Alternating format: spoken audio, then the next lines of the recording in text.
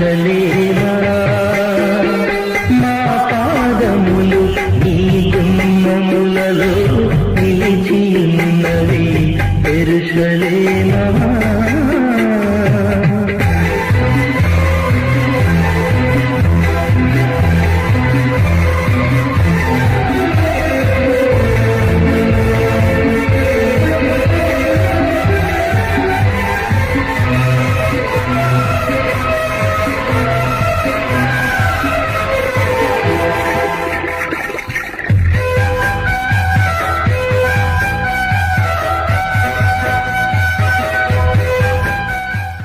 మన ప్రభు అయిన యేసుక్రీస్తు నామములో ఆయన పాదాల దగ్గరికి వచ్చిన మీ అందరికీ నా వందనాలు చెల్లిస్తున్నాను.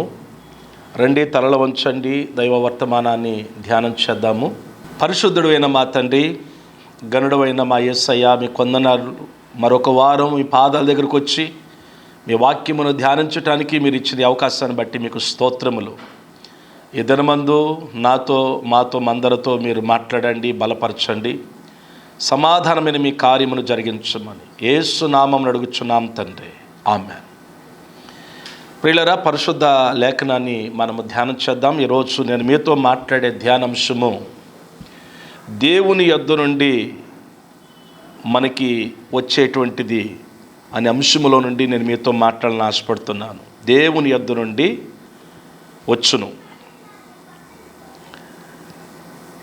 121వ కీర్తన మొదటి 2 వచనాలు చదువుకుందాం. కొండల తట్టు నా కన్నులు ఎత్తుచున్నాను, నాకు సహాయము ఎక్కడి నుండి వచ్చును? యెహోవా వలననే నాకు సహాయము కలుగును. ఆయన భూమి ఆకాశములను సృజించిన వాడు. ఈ 121వ కీర్తన, ఇది యాత్ర కీర్తన అనేటువంటి మాట మనం చూస్తాం. ఆనాడు భక్తుడు ఈ కీర్తనను ఆయన రాస్తున్నప్పుడు ఆయన అంటున్నాడు, కొండల తట్టు నా కన్నులెత్తుచున్నాను, నాకు సహాయము ఎక్కడి నుండి వచ్చును. యెరూషలేములో 7 కొండలున్నాయి. ఆ 7 కొండల వైపు నేను కన్నులెత్తి చూడటం వలన నాకు ఏమీ సహాయము కలగలేదు అంటాడు. మరొక చోట భక్తుడు అంటాడు, కొండల మీద జరుగుచున్నవి మోసకరములు అంటాడు ఇర్మియా ప్రవక్త. కొండల తట్టు నేను చూచినంత మాత్రాన నాకు ఎలాంటి సహాయము లేదు. ఎక్కడి నుండి నాకు సహాయం వచ్చింది అంటున్నాడంటే, యెహోవా వలననే నాకు సహాయము కలుగును. అంటే దేవుని వలన నాకు సహాయము కలుగుతుంది. ఒక సందర్భంలో ఇజ్రాయేల్ దేశానికి కరువు వచ్చినప్పుడు, ఆ కరువు కాలంలో తినటానికి ఆహారము దొరకట్లేదు, అల్లాడిపోతున్నారు ఆహారం కోసం. సుఖమార భోజనం చేసేవాళ్ళు ఏదన్నా దొరికితే ఆకలి బాపుకుందామని చెప్పి వాళ్ళు ప్రయత్నం చేస్తున్నారు, కానీ వాళ్ళకి ఏమీ దొరకట్లేదు. భయంకరమైన కరువు. ఆ పరిస్థితుల్లో 2 స్త్రీలు రాజు దగ్గరికి వెళ్ళి అడుగుతున్నారు, రాజువైనా నా ఏలినవాడా మాకు సహాయము చేయండి అని. ఆ రాజు అంటాడు, దేవుడే మీకు సహాయము చేయలేనిది నేను ఎక్కడ నుండి మీకు సహాయము చేయగలను అన్నాడు. ప్రియ స్నేహితులారా, గమనించండి, రాజు అంటున్న మాట, దేవుడే సహాయము చేయలేనిదే నేనెక్కడ నుండి సహాయము చేయగలను. రాజుల దగ్గరికి వెళ్ళినా, అధికారుల దగ్గరికి వెళ్ళినా వాళ్ళ నోటి నుండి వచ్చిన మాట, దేవుడు సహాయము చేయలేనిది నేనెక్కడ నుండి సహాయము చేయగలను. అవును, మనకి సహాయము చేయవాడు దేవుడే. అందుకే ఓ అద్భుతమైన మాట యెషయా ప్రవక్త ద్వారా దేవుడు తెలియచేస్తూ ఉన్నాడు. సహాయము లేక కష్టాలలో, బాధలలో ఒకవేళ నువ్వు ఉండి ఇబ్బంది పడుతూ ఉంటే, ఈ దినమందు నీకు ఒక శుభవార్త తెలియచేయాలని నేను ఆశపడుతూ ఉన్నాను. పరిశుద్ధ లేఖనములో యెషయా గ్రంథము 41వ అధ్యాయము నేను 10వ వచనాన్ని ఒకసారి చదువుతాను, జాగ్రత్తగా వినండి. నేను నీతో చెప్పి ఉన్నాను, నీకు తోడై ఉన్నాను, భయపడకము, నేను నీ దేవుడినై ఉన్నాను, దిగులు పడకము, నేను నిన్ను బలపరుతును, నీకు సహాయము చేయవాడును నేనే, నీతి అను నా దక్షిణ హస్తముతో నిన్ను ఆదుకొందును. ఎంత గొప్ప వాగ్దానం అండి. ప్రియా తల్లి, ప్రియా తండ్రి, సహోదరుడా, సహోదరి, బాధపడుతున్నావా? నాకెవరు సహాయం చేసేవాళ్ళు లేరు, నన్ను ఎవరు పట్టించుకునేవాళ్ళు లేరు అని ఒకవేళ నువ్వు వేదన పడుతూ ఉంటే, ఈరోజు దేవుడు స్పష్టంగా వాక్యములో నుండి నీతో మాట్లాడుతున్నాడు. ఆయన అంటున్నాడు, భయపడకు, నేను నీకు దేవుడినై ఉన్నాను. దిగులు పడకు, నేను నిన్ను బలపరుస్తాను. నీకు సహాయము చేయవాడును నేనే. అందుకే ఒక భక్తుడు పాట పాడుతుంటాడు, సహాయకులెవరు లేరిలలో నీవేల దూరమునున్నావు. సహాయకులెవరు లేరిలలో నీవేల దూరమునున్నావు. నీవేల దూరమునున్నావు. దీన దయాళుడ యేసా, నీ దాసుని ప్రార్థన వినుమా. ఆ దీన దయాళుడ యేసా, దేవా యేసయ్యా, నా ఆర్తధ్వని వినుమయ్యా, నా ఆర్తధ్వని వినుమయ్యా. ఆ దీన దయాళుడ యేసా, నీవు దీన స్థితిలో ఉండి నువ్వు ప్రార్థిస్తూ ప్రభువా నాకు సహాయం చేయమని అడిగితే ఖచ్చితంగా ఆయన నీకు సహాయం చేయగలిగిన దేవుడు అండి. కొండల తట్టు నా కనులెత్తుచున్నాను, నాకు సహాయం ఎక్కడి నుండి వచ్చును? యెహోవా వలనే నాకు సహాయము కలుగును. నీకు నాకు సహాయము చేసేటువంటి సహకారి మన ప్రభు. ఆయన నుండి మనకు వచ్చేది ఏంటంటే సహాయము. నువ్వు ఏ పరిస్థితుల్లో ఉన్నా, నువ్వు ఎంత కరువులో ఉన్నా, కాకుల ద్వారా దేవుడు ఏలీ గారికి సహాయము పంపించాడండి. నీకు ఎవరు సహాయము చేయకపోవచ్చు, నువ్వు పడుతున్న నీ యొక్క ప్రయాసకు తగిన ఫలితం ఒకవేళ ఎవరు గుర్తించకపోవచ్చు, సహాయం చేయకపోవచ్చు, కానీ నేను ఆరాధించే దేవుడు, నేను ప్రకటించే దేవుడు మాత్రం సహాయము చేయగలడు. దేవునికి స్తోత్రం. ఒక మాట నేను మీకు జ్ఞాపం చేస్తాను. ఆయన ఎంత సహాయకుడు అనేటువంటి మాటకి 2 మాటలు చెప్తానండి. ఒకరోజు నేను అవునగడ్డ ఏరియాలో వేణుగోపాలపురంలో కమ్యూనిస్టుల మధ్య పరిచర్య చేస్తున్న టైంలో 1998వ సంవత్సరంలో పాస్టమ్మ గారు వాళ్ళ అమ్మగారి ఇంటికి వెళ్ళారు డెలివరీ కోసం అని చెప్పి. నేను ఊరు నుంచి నేను పరిచర్య చేసేటువంటి ఒక చోటకు వచ్చాను. వచ్చేటప్పుడు ఈ వంటకి సంబంధించిన కిచెన్ తాళం నేను మర్చిపోయాను. వంట చేసుకోవడానికి ఏమీ లేదు. చూశాను, తాళం లేదు, మర్చిపోయాను. మంచం మీద ఉండి ఆలోచిస్తూ ఉన్నాను, ఆకలి అవుతుంది, ఏం చేయాలి? ఎవరిని అడగలేను, క్రొత్తగా సేవకు వచ్చాం, ముఖమాటం ఎక్కువ. మంచం మీద పడుకుని వేదనతో బాధపడుతున్నాను. ఈరోజు నాకు ఆహారము ఏంటి పరిస్థితి అని చెప్పి ఆ టైంలో మా తోడలుడు గారు వచ్చి మా ఇంటి దగ్గర నీకు భోజనం ఏర్పాటు చేస్తున్నాము అని చెప్పి వెళ్ళిపోయాడు. ముందు చెప్పిన వ్యక్తి పొలానికి వెళ్ళిపోయాడు. అది జనవరి నెల. వెళ్ళిపోతే 99 అండి జనవరిలో. అయితే ఆ టైంలో ఆయన పొలానికి వెళ్ళిపోయి నన్ను మర్చిపోయాడు. వేదనతో ఉన్నాను, నాకు ఆకలి అవుతుంది, ఎవరిని అడగాలి? మంచం మీద ఉండి కన్నీళ్ళు పెట్టుకుని ప్రభువా నీవే నాకు సహాయం చేయాలి అని ప్రార్థన చేసుకుంటూ ఉన్నాను. మగతగా ఉంది, నిద్రపోదామని అప్పుడు అనుకుంటున్నాను. ఒక్క చిన్న పాప, మా చర్చి పక్కనే ఒక టీచర్ గారు, వాళ్ళు పాపను పిలిచి అంకులు అక్కడే ఉన్నట్టున్నాడు, ఏం తిన్నాడో అని చెప్పి ఒక 2-3 గార్లు, ఒక 2 పూర్ణాలు ఒక బాక్సులో పెట్టి పంపిస్తే ఆ పాప వచ్చింది. వచ్చి ఆ టయానికి నా కళ్ళలో నుంచి నీళ్లు కారుతూ ఉన్నప్పుడు అంకులు ఏంటి ఏడుస్తున్నావు అంటే, లేదమ్మా కళ్ళు మంటగా ఉండి నీళ్లు కారుతున్నాయి అన్నాను. ఆమె ఇచ్చి వెళ్ళిపోయింది. బాక్స్ చూశాను, గారెలు ఉన్నాయి, కానీ అందుట్లో కూరలేదు. ఆ టైంలో మచిలీపట్నం దగ్గర మంగునపూడి బీచ్ దగ్గర గిరిపురం అనే గ్రామం నుంచి ఒక పాస్టర్ యొక్క తల్లి ఆ ఊరు వచ్చింది. ఆమె కూతురు దగ్గరికి వచ్చి ఆ మందంట, అమ్మ నేను చర్చి దగ్గరికి వెళ్ళి ప్రార్థన చేసుకుంటాను, పాస్టర్ గారు అక్కడే ఉన్నట్టున్నాడు కదా, నీవు కూర వండావు కదా నాటుకోడి మాంసం, కొంచెం ఒక కప్పులో కూర ఇస్తే నేను తీసుకుని వెళ్ళి పాస్టర్ గారికి ఇస్తాను అని చెప్పేసి అందంట. ఆ బాక్స్ అలా పట్టుకుని ఓపెన్ చేసి చూస్తున్నాను. ఈ లోపల ఆ తల్లిగారు వచ్చి, పాస్టర్ గారు ఉన్నారా అంది. అమ్మ ఉన్నాను తల్లి అన్నప్పుడు, కూర తీసుకొచ్చానయ్యా అమ్మాయిని అడిగానని చెప్పేసి, ఒక పక్క నుంచేమో దేవుడు గారెలు పంపించాడు, మరొక పక్క నుంచేమో దేవుడు కూర పంపించాడు. నేను ఇప్పటికీ నా జీవితంలో దేవుడు చేసిన అద్భుతాలు నేను ఎన్నో చెప్పగలను. ఆ తర్వాత మాకు పాప పుట్టిన తర్వాత ఆ పాపకి బాగోపోతే హాస్పిటల్కి వెళ్ళటానికి నా దగ్గర ఏమీ లేదండి. రూపాయన్నర వచ్చేది కానుక, ప్రారంభం సేవ.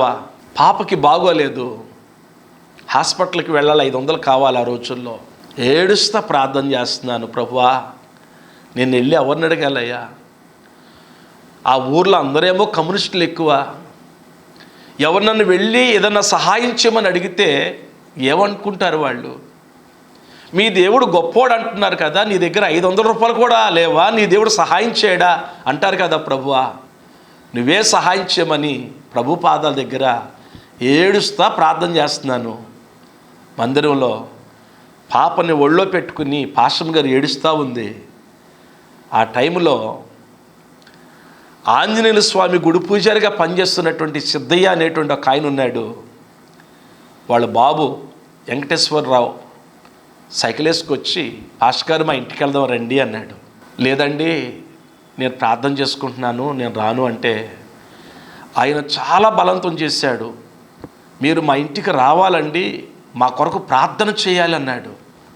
పాస్టర్ గారు ఎంత అడుగుతున్నాడు కదా, మీరు వెళ్ళండి అని చెప్పేసి అంటే వెళ్ళాను. వెళ్ళగానే కాళ్ళు కడుక్కోటానికి నీళ్ళు ఇచ్చాడు. కడుక్కున్నాను. ఇంట్లోకి వెళ్ళిన తర్వాత, మీరు భోజనం చేయాలి పాస్టర్ గారు మా దగ్గర అంటున్నారు. లేదండి నేను చేయను, మా పాపకి బాగోలేదు, నేను వెళ్ళిపోతానండి అని చెప్పేసి అంటే, లేదండి మీరు భోజనం చేస్తే మా ఇంట్లో మాకు మేలు అంటున్నాడు ఆ గుడి పూజారిక కుమారుడు. భోంచేశాను, ప్రార్థన చేయండి అన్నాడు. ప్రార్థన చేశాను, బైబిల్ తీసుకున్నారు. ఎందుకండి అన్న, మాకు బైబిల్ ఇవ్వండి అని చెప్పేసి తీసుకుని భార్య భర్తలు ఇద్దరు ఆ బైబిల్లో కానుక పెట్టారు. తీరా నేను వచ్చి చూస్తే కరెక్ట్గా 500 రూపాయలండి. దేవుని సేవకుడిగా పులిపేడ దగ్గర చెప్తున్నాను, మనుషుల మీద ఆధారపడటం మానేసి దేవుని మీద ఆధారపడి హృదయపూర్వకంగా నీవే నాకు దిక్కయ్యా, నీవే నాకు సహాయము చేయమని అడగగలిగితే దేవుడు తప్పక ఆయన సహాయము చేస్తాడు. నా దేవుడు సహాయం చేసే దేవుడు అండి. నేను కొన్ని సందర్భాలలో మనుషులను ఆధారం చేసుకుని ఉన్నప్పుడు వాళ్ళు ఎంతగానో అవమానపరిచారు, ఎంతగానో బాధ పెట్టారు. మనుషుల మీద ఆధారపడటం మానేసి నా దేవుని మీద ఆధారపడ్డాను. నేను పాస్టర్ గారు ప్రతి రోజు 7 నుంచి 8 గంటలు ప్రభు పాదాల దగ్గర మొరబెట్టడం ప్రారంభిస్తే ఒక కమ్యూనిస్ట్ ఆయన వచ్చేవాడు నా దగ్గరికి. చెరువు దగ్గర ఉన్నానండి, ఎవరో ఒక మనిషిలాగా వచ్చి మాట్లాడాడు, మీకు రైస్ ఇమ్మన్నాడని చెప్పేసి ఇచ్చేవాళ్ళు. ఒకళ్ళేమో కాయగూరలకు వస్తూ, ఏమండి ఎవరో ఒక మనిషిలాగా వచ్చి మాట్లాడాడు, పాస్టర్ గారికి కాయగూరలు ఇవ్వండి అని చెప్పి. తీరా చూస్తే ఎవరు లేరండి, ఇదిగో కాయగూరలు తీసుకొచ్చానండి అనేవాళ్ళు. ఒకమైతే పాలు తీస్తున్నాను పాస్టర్ గారు, ఎవరో ఒక మనిషిలాగా వచ్చి పాస్టర్ గారికి పాలు ఇవ్వమని చెప్పేసి అన్నారు. చూస్తే ఎవరు లేరు. ఇలా నా జీవితంలో ఎన్ని అద్భుతమైన కార్యాలు దేవుడు చేశాడు, ఎంత సహాయం చేశాడు అంటే అంత సహాయం చేశాడు. దేవుని నుండి మనకి సహాయము కలుగుతుంది. దేవునికి మహిమ కలుగునుగాక. ప్రియులరా, రెండవది మనం చూస్తే ఆయన ద్వారా మనకి అభివృద్ధి కలుగుతుంది. చూద్దాం పరిశుద్ధ లేఖనములో 1 కొరింథీయులకు రాసిన పత్రిక 3వ అధ్యాయము 7వ వచనం ఈ సందర్భంలో మనం దేవుని వాక్యం చదువుకుందాం. 6, 7 వచనాలు చదువుతాను. నేను నాటి తిని అపోల్లో నీళ్లు పోసెను, వృద్ధి కలగజేసిన వాడు దేవుడే.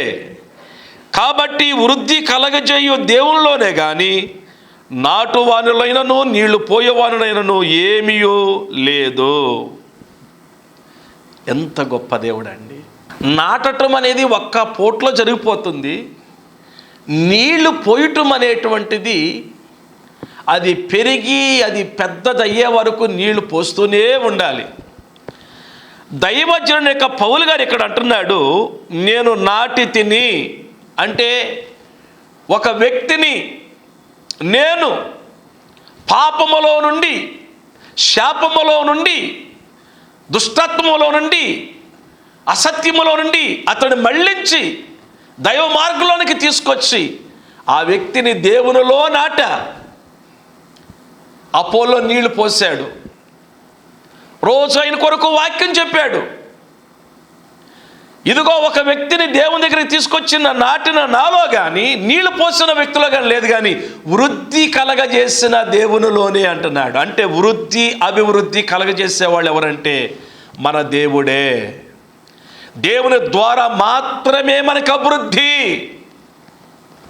మనం అనుకుంటాం నా అంతట నేను అభివృద్ధి చెందగలను, నా అంతట నేను ఏదైనా సాధించగలను మనం అనుకుంటాం. కాదు, అభివృద్ధి చెందాలి అంటే మనం ఎక్కడ ఉండాలి తెలుసా? ఎవడు నా యందు నిలిచి ఉండునో, నేను ఎవని యందు నిలిచి ఉండునో వాడు బహుగా ఫలిస్తాడు అని చెప్పి దేవుని యొక్క లేఖనములో మనం చూస్తూ ఉన్నాం. మనం ఫలించాలి, అభివృద్ధి చెందాలంటే అది దేవుని ద్వారా మాత్రమే సాధ్యము అనేటువంటి విషయాన్ని ఈరోజు నేను మీకు జ్ఞాపకం చేస్తూ ఉన్నాను. దేవునికి మహిమ కలుగునుగాక. దేవునికి దూరంగా ఉండి దేవునికి వేరై మనం ఏమీ సాధించలేం, మనం ఏమీ పొందుకోలేము అనేటువంటి సత్యాన్ని నేను మీకు జ్ఞాపకం చేస్తూ ఉన్నాను. దానియేలు గ్రంథము 3వ అధ్యాయము 30వ వచనం కూడా ఈ సందర్భంలో మనం చదువుకుందామండి. అంతట నుండి రాజు షద్రకు, మేషకు, అబేద్నెగోను వారిని బబులోను సంస్థానములో హెచ్చించెను. ఇక్కడ మన 3 యవనస్తులను చూస్తాం. షద్రకు, మేషకు, అబేద్నెగో అనేటువంటి 3 మంచి యవన ప్రాయములకి యవనస్తులు, దేవుని కోసం నిలబడిన వారు, పరిశుద్ధతను కలిగిన వారు, ఎక్కడ కూడా లోక మాలిన్యానికి వారు చోటు ఇవ్వలేదు. దేవుని కోసం నిలబడి రోషము కలిగి జీవించిన యోధులండి. దేవుని కోసం నిలబడ్డారు, వాళ్ళు సత్యం కోసం నిలబడ్డారు. బబులోను దేశాన్ని పరిపాలన చేస్తున్న రాజు ఒక ప్రతిమను నిలబెట్టి ఆ ప్రతిమకి మీరు మొక్కండి అన్నప్పుడు అందరూ వెళ్ళి మొక్కుతున్నారు. మొక్కని వాళ్ళని అగ్నిగుణములో వేస్తాను అన్నప్పుడు రాజు ఆజ్ఞకి భయపడక వాళ్ళు ధైర్యంగా ఉండి తమ దేవుడికి భయపడ్డారు, కానీ మనుషులు ఎవ్వరికి భయపడలేదండి. ఆ టైంలో రాజుగారు వాళ్ళు పిలిపించి, నేను నిలబెట్టిన ప్రతిమకి మీరు మొక్కట్లేదంట, మిమ్మల్ని అగ్నిగుణములు వేసేస్తానని చెప్పి భయపెడితే, రాజా నీ ఆజ్ఞకు మేము భయపడాం, అగ్నిగుండములోనికి వెళ్ళిపోటాకైనా మేము సిద్ధమే, కానీ మా దేవుని నియమాలు, మా దేవుని కట్టడాలు, మా దేవుని ఆజ్ఞలు మాత్రం మేము విడిచిపెట్టమని నిలబడ్డప్పుడు రాజుగారి కోపం వచ్చి అగ్నిలో వేసేమన్నాడు. దేవుడు తన బిడ్డల కోసం దిగి వచ్చాడు. తన బిడ్డలను దేవుడు అక్కడ కాపాడుకున్నాడు. అక్కడ నుండి బయటికి తీసి ఏం చేశాడు తెలుసా? మీ దేవుడు గొప్పవాడు, మీ దేవుడు శక్తిమంతుడు, ఇదిగో మీ దేవుడు మిమ్మల్ని రక్షించాడు, అగ్ని వాసన కూడా మీకు తగలేదు, ఇంతగా దేవుడు మిమ్మల్ని కాపాడాడని చెప్పి బబులోను సంస్థానము మీద వారిని హెచ్చించెను. దానికి గల కారణం ఏంటో తెలుసా? దేవుడే అన్యుడు ద్వారా షద్రకు, మేషకు, అబేద్నెగోల్ని ఆశీర్వదించినట్లుగా చూస్తున్నా. దేవుని వాక్యం వింటున్న ప్రియ తల్లి, ప్రియ తండ్రి, మనకి వృద్ధి కలిగించేవాడు దేవుడే, అభివృద్ధిలోనికి తీసుకొచ్చేవాడు దేవుడే అనేటువంటి సత్యాన్ని మనము గుర్తించాలి. తర్వాత మరొక విషయాన్ని పరిశుద్ధ లేఖనములో మనం చూద్దాం.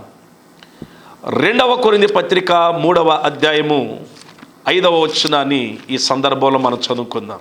మా వలన ఏదైనా అయినట్లుగా ఆలోచించుటకు మా ఎంతట మేమే సమర్థులమని కాదు, మా సామర్థ్యము దేవుని వలనే కలిగి ఉన్నది. దేవుని వలనే మనకి సామర్థ్యత. కొన్నిసార్లు మనుషులు నా తెలివి, నా గొప్పతనం, నా సామర్థ్యత, నేను అనేటువంటి మాటలు మాట్లాడటం జరిగింది. లేదు, దేవుడు, ఈ సామర్థ్యత దేవుని వలన మాత్రమే నాకు కలిగింది అని అపోస్తలుడైన పౌలు గారు తెలియచేస్తూ ఉన్నాడు. ప్రియులారా, ఎందుకు పనికిరానట్టుడక నన్ను, ఏ అర్హత లేనట్టుడక నన్ను దేవుడి స్థితిలో పెట్టి వాడుకుంటున్నాడు అంటే కారణం ఏంటనంటే దేవుని యొక్క దయ. నా పరిస్థితి ఏంటంటే బైబిల్ కాలేజీకి వెళ్ళినప్పుడు 1995లో అందరూ బాగా చదువుకున్న వాళ్ళు, నేను బాగా తక్కువ చదువుకున్నవాడిని. అందరూ బాగా రాసేవాళ్ళు, నేను రాసేవాడిని కాదు. ఆ టైంలో నేను బాగా రాయటానికి, చదువుకుని రాసుకోవటానికి అందరికంటే ఎక్కువ నేను టైము డైరెక్టర్ దగ్గర తీసుకుని చదువుకుంటూ ఉంటే అందరూ ఏమన్నారంటే, అయ్యా నువ్వెందుకు పనికిరావు, వెళ్ళిపోమన్నారు. ఆ రోజు ఎవెంజలిజం డైరెక్టర్గా పనిచేస్తున్నటువంటి మా నాయకులు, ఇప్పుడు చర్చౌగాడ్ యొక్క స్టేట్ ఆఫీసర్ గారు రెడ్డి జ్యోతికుమారయ్య గారు, అతడు వెళ్ళటానికి వీలు లేదు, ఆయన ఖచ్చితంగా ఉండాలి, అతడిని దేవుడు వాడుకుంటాడు అని నన్ను బలపరిచి బైబిల్ కాలేజీలోనే ఉంచారండి. 3 సంవత్సరాలు నేను అక్కడ దేవుని వాక్యం నేర్చుకున్న తర్వాత దేవుడు నాకు ఇచ్చిన కొన్ని తలంతులను బట్టి నన్ను వేరే ప్రాంతానికి, భీమవరం దగ్గర గొలవంతి ప్రాంతానికి పంపటానికి తీర్మానం చేశారు సంస్థ నాయకులు. నేను ప్రార్థన చేసుకున్నప్పుడు దేవుడు చెప్పాడు, నువ్వు వెళ్ళవలసింది కట్టిన సంఘానికి కాదు, ఏమీ లేనటువంటి ప్రాంతానికి నీవు కమ్యూనిస్టుల మధ్యకి వెళ్ళి 7 మడ్డలు జరిగిన ఊరు వెళ్ళి నువ్వు సేవ చేయమని దేవుడు మాట్లాడాడు. 10 సంవత్సరములు అక్కడ కష్టపడి ప్రభు యొక్క పని చేసిన తర్వాత 10 సంవత్సరాలు నలగగొట్టి దేవుడు రూపాయిన్నరతో సేవ ప్రారంభించిన నేను వారానికి ₹4 ₹5 కానుకొచ్చేది. మోకాళ్ళ అనుభవంతో సేవ చేశాం నేను, పాస్టర్ గారు. అలాంటి యొక్క మమ్ములను దేవుడు అక్కడ నుంచి మరలా తీసుకొచ్చి ఈ విజయవాడ పడమట చర్చవాడ యొక్క దేవుని మందిరములో పరిచర్య చేయడానికి, ఒకటి దేవుని కృప, రెండోది దైవజనులు స్టేట్ ఆఫీసర్ గారు రెడ్డి జ్యోతికుమారయ్య గారు మమ్మల్ని ఇక్కడ తీసుకొచ్చి ఇక్కడ ఎంతో నాకు సపోర్ట్గా నిలబడ్డారు. ఈరోజు దేవుని బిడ్డలారా, ఎందుకు పనికిరానట్టుడక నన్ను ఆయా ప్రాంతాలకు వెళ్ళి ఆయన పరిచర్య చేసే భాగ్యాన్ని దేవుడు ఇచ్చాడు. అర్హత లేని నాకు దేవుడే నా అర్హత. ఈ మధ్య కేరళ నుంచి ఒక పాస్టర్ గారు ఒక ప్రాంతానికి వస్తే ఆయన ఎవరో నాకు తెలియదు, నా పేరు పెట్టి నీ అర్హతకి మించి నేను నిన్ను వాడుకుంటున్నాను, ఇంకా నేను నిన్ను బలపరుస్తానని దేవుడు ఆ సేవకుడి ద్వారా మాట్లాడాడు. పౌలు గారు అంటున్నాడు, మా సామర్థ్యత దేవుని వలనే కలిగింది అంటున్నాడు. అవునండి, దేవుని వలన సహాయము, దేవుని వలన అభివృద్ధి, దేవుని వలన సామర్థ్యత. దేవుడే తన సామర్థ్యతను మనకిచ్చి మనల్ని వాడుకుంటాడు, మనల్ని నిలబడతాడు, దేవుడు బలపరుస్తాడు. మరొక మాట చూపించి ముగిస్తాను. రోమీయులకు రాసిన పత్రిక 8వ అధ్యాయము 37వ వచనం, అయినను మనల్ని ప్రేమించిన వారి ద్వారా మనము వీటన్నిటిలో అత్యధిక విజయము పొందుచున్నాము. 4వది, దేవుని వలన మనకి అత్యధికమైనటువంటి విజయము దేవుడు మనకిస్తున్నాడు. పాపం మీద విజయాన్ని ఇస్తున్నాడు దేవుడు మనకి, మన శరీరం మీద విజయాన్ని ఇస్తున్నాడు దేవుడు మనకి, లోకం మీద విజయాన్ని ఇస్తున్నాడు దేవుడు మనకి, మరణము మీద దేవుడు విజయాన్ని ఇస్తున్నాడు మనకి. ఆ 39లో కూడా అక్కడ చూస్తే అక్కడ అంటాడు, మరణమైనను జీవమైనను, దేవదూతలైనను, ప్రధానులైనను, ఉన్నవైనను, రాబోవునైనను, అధికారులైనను, ఎత్తైనను, లోతైనను, సృజింపబడిన మరి ఏదైనను మన ప్రభు అయిన యేసుక్రీస్తునందలి దేవుని ప్రేమ నుండి మనల్ని ఎడబాపు నేరడని రూఢిగా నమ్ముచున్నాను. దేవుడే మనకి విజయాన్ని ఇచ్చేవాడు, ఏది కూడా మనను దేవుడికి దూరం చేయలేదు. మనకి విజయం ఇచ్చేవాడు దేవుడు, మనకి జయాన్ని ఇచ్చేవాడు దేవుడు. అందుచేత మన అతిశయం ఎవరంటే దేవుడే, మన అతిశయము దేవుడే. నేను ఈ స్థితిలో ఉన్నాను అంటే దేవుడు అని గుర్తించాలి. నేను ఎక్కడైనా చెప్పగలను, దేవుడే నన్ను ఇలా పెట్టాడు, దేవుడే నన్ను బలపరుస్తున్నాడు, దేవుడే నన్ను వాడుకుంటున్నాడు, నాలో ఏమీ లేదు, నేను నిమిత్త మాత్రుడను. నీవు దేవుని మీద ఆనుకుని ఆధారపడి ఉంటే గనక దేవుడే నీకు విజయాన్నిస్తాడు. సమస్యలో ఉన్నావా? కోర్టు సమస్యలో ఉన్నావా? నువ్వు ఎలాంటి సమస్యలో ఉన్నా నీ భారం దేవుడి మీద వేసాయి. విశ్వాసముతో ప్రార్థించు. నువ్వు అడుగు వాటన్నిటికంటే, ఊహించు వాటన్నిటికంటే అత్యధికమైన విజయాన్ని దేవుడు ఈ సంవత్సరం నీకు ఇవ్వబోతున్నాడు. భయపడొద్దు. అది ఏ సమస్య అయినా కావచ్చు. నిశ్చయముగా దేవుడు నీకు సహాయము చేయబోతున్నాడు. ఇది దేవుని మాట. అయినను మనల్ని ప్రేమించిన వాని ద్వారా వీటన్నిటిలో మనకి అత్యధికమైన విజయము కలుగుతుంది అని దేవుని యొక్క లేఖనములో వ్రాయబడింది. అత్యధికమైనటువంటి విజయాన్ని ఇచ్చేవాడు దేవుడు. నిన్ను విడిచిపెట్టేవాడు కాదు, నిన్ను త్రోసివేసేవాడు కాదు. నీ పక్షమున ఉండి వ్యాజ్యమాడగలిగిన వాడు, నీకు సహాయము చేయగలిగిన వాడు, శత్రు మీద విజయాన్నిచ్చేటువంటి దేవుడు. యవనస్తులారా, ఒకవేళ శరీర ఆశలను జయించలేకపోతున్నావా, పాపాన్ని జయించలేకపోతున్నావా, ప్రభు సందుకు వచ్చి మోకరించు, దేవుని వాక్యం చదువు, సేవకులతో ప్రార్థన చేయించుకో, అనుభవం కలిగిన విశ్వాసులతో సహవాసం పెట్టుకో. నీ పాపం మీద దేవుడు, నీ తలంపుల మీద, లోకం మీద దేవుడు విజయాన్ని ఇస్తాడు. కనుక కృంగిపోవద్దు. దేవుని వలన మనకి సహాయము, దేవుని వలన మనకి అభివృద్ధి, దేవుని వలన మనకి సామర్థ్యత, దేవుని వలన అన్ని విషయాలలో విజయము.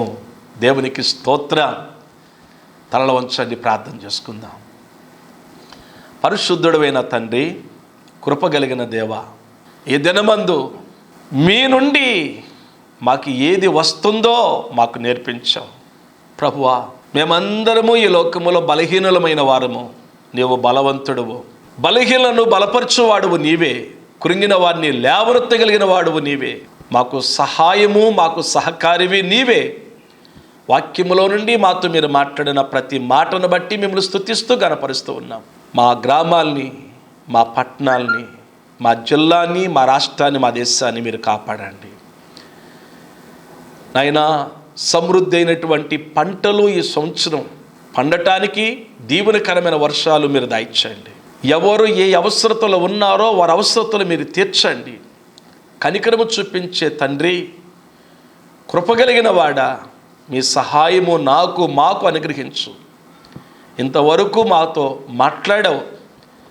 చిన్న బిడ్డలు మొదలుకొని వృద్ధుల వరకు అందరికీ ఆరోగ్యాలు ఇవ్వండి, బలాన్ని ఇవ్వండి, ఆత్మ నింపుదల దయచండి, ఆశీర్వాదాలు ఇవ్వండి, క్షమాభివృద్ధిని దయచే మీ దోతలను కావలి ఉంచి రక్షించమని యేసు నామమున అడుగుచున్నాం తండ్రి, ఆమెన్. యెహోవా నా శ్రేయదుర్గమ్మ, నా విమోచకుడా, నా నోటి మాటలు, నా హృదయ ధ్యానము నీ దృష్టికి అంగీకారములగునుగాక. ఆమెన్. తండ్రి అయిన దేవుని ప్రేమయు, ప్రభును రక్షకుడైన యేసుక్రీస్తు వారి యొక్క దివ్య కృపయు, పరిశుద్ధాత్మ దేవుని అన్యోన్య సహవాసము, సమాధానం కూడిన మనకును ఆయన వెంబడిస్తున్న సకల భక్తులకు, మన కుటుంబాలకి, మన రాష్ట్రానికి తోడయుండునుగాక. ఆమెన్. అందరికి వందనాలండి. వచ్చే వారం మరలా ఆయన సన్నిధిలో కలుసుకుందాం.